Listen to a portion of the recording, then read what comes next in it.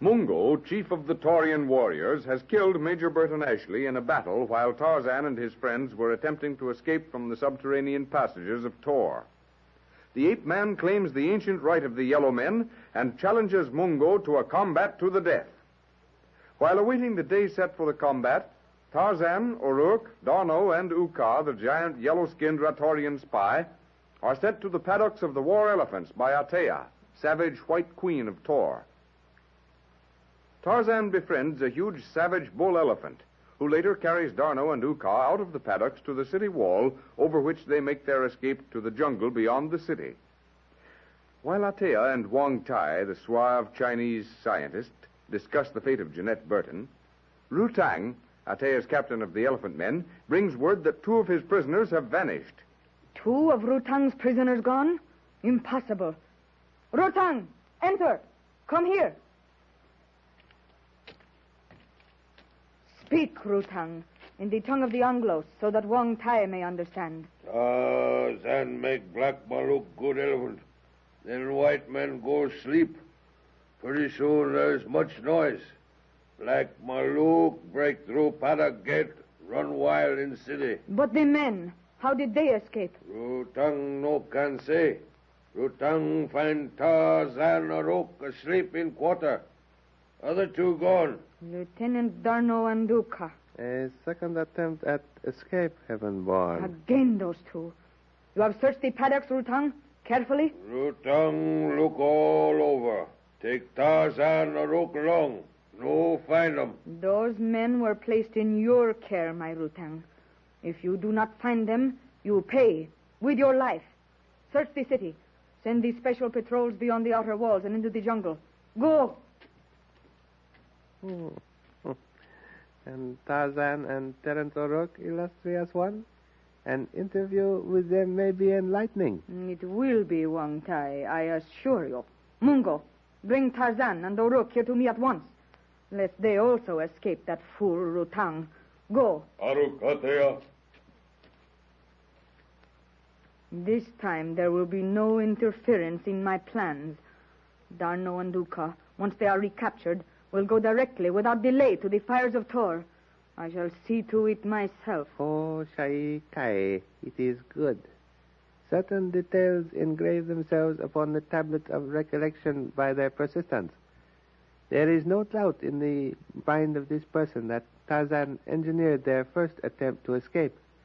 Is it not therefore conceivable that he planned and assisted them in the second? Not only is it conceivable, but I am sure of it. The many-sidedness of Tarzan's character is to be computed neither by rule nor by measure.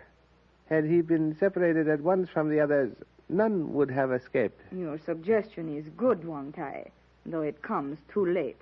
Not ineptly is it written, when the leading carriage is upset, the next one is more careful. I do not understand. What do you mean by that? This person did not consider such advice necessary to the all-wise presence.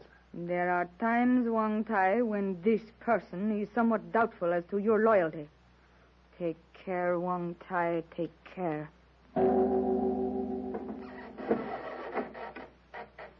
Tanya, bring the woman Jeanette Burton here to me.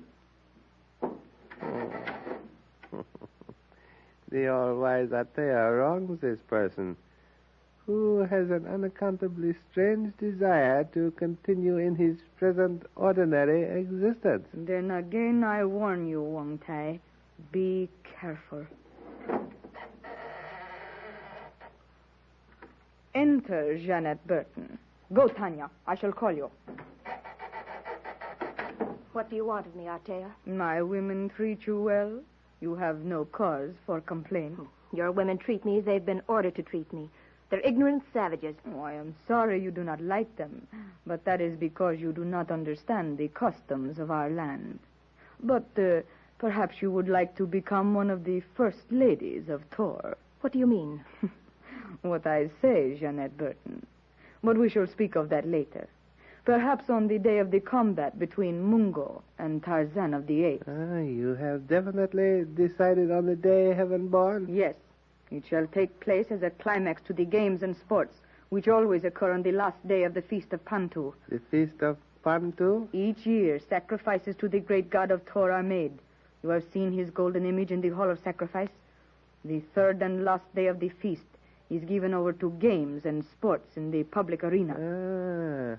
And may this one be so bold as to inquire when the feast of Pantu takes place? At the beginning of the new moon, 10 days hence. 10 days. The time is short. I did not hear, Wong Tai.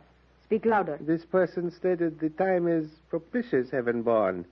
It will be a day of well-achieved triumph for your ancestors. It will be a day of triumph for me, Wong Tai, when Tarzan of the Apes lies broken at my feet. A strange love it is, Althea, that you profess for Tarzan. To permit him to fight a brute who will perhaps kill him? Perhaps. There is no doubt of that.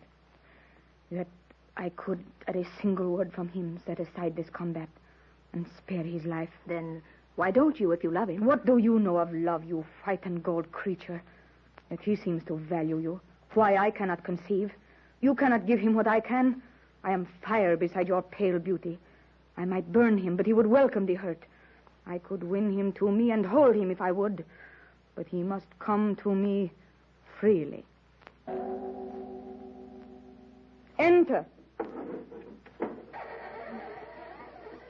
Wongo bring Tarzan. Orup. Come in, then. Come in.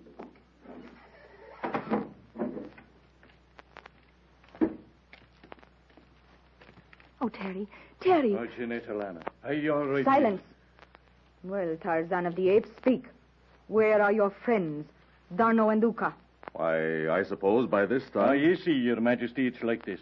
We were all asleep in our quarters, and we were awakened by a great noise. It was Rutang and his men, come to send us after Black Mullet, the elephant that broke out of the paddock. When we woke up, the elephant was gone. And so were the lieutenant and Uka. Does he speak the truth, Tarzan? When Rutang came to awaken us, D'Arnot and Uka were gone. Terry, what is this about Lieutenant D'Arnot and Uka? They've escaped, heading for Uka's home. But we know nothing about it, darling. Remember that. May this one be permitted a question, heaven-born? Yes, speak. One may assume that an elephant, in crashing his way through an enclosure, would create a disturbance sufficient to awaken one who sleeps as lightly as do you, Tarzan. And yet, you were not aroused from sleep until men came for you? You heard nothing? No. Strange. Perhaps, then, you were not asleep when the elephant and Lieutenant D'Arnot and Uka took leave. We were dead to the world, you heathen spalpeen. And if you don't like that answer, you can take yourself to the devil. Oh, holy St. Patrick, if I could only get me 2 hands on you. Enough. The men cannot have escaped beyond the city wall.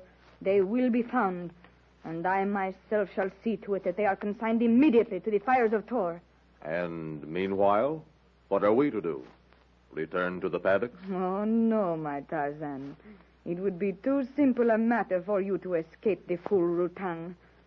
You and the double-tongued, red-haired one will await the day of your combat with Mungo in the jewel pits of Tohr, where you will be chained, hand and foot with the other slaves. Under the whip lashes you will burrow in the ground, seeking jewels. Jungle midnight. Sable-vested, star-studded heavens. The distant hills and mountains visible as though viewed through a sheet of silvered gauze under the soft, diffused radiance of a tropical moon. And over all, far and near, the constant jungle murmur, mysteriously chuckling of death in hidden things. D'Arnot and Uka, the giant Ratorian, make their slow, cautious way along a densely shadowed path to which the silver moon rays cannot penetrate.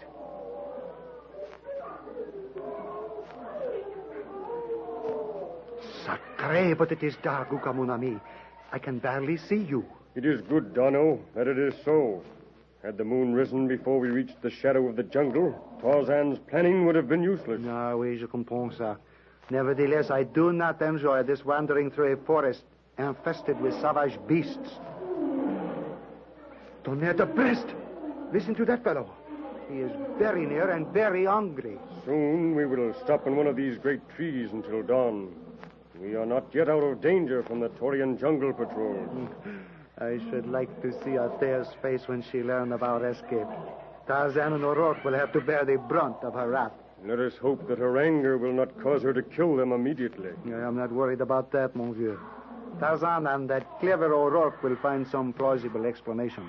And remember, too, she is deeply infatuated with Tarzan. And the forthcoming battle between Tarzan and Mungo. Althea devotes many days to the preparation of such a combat.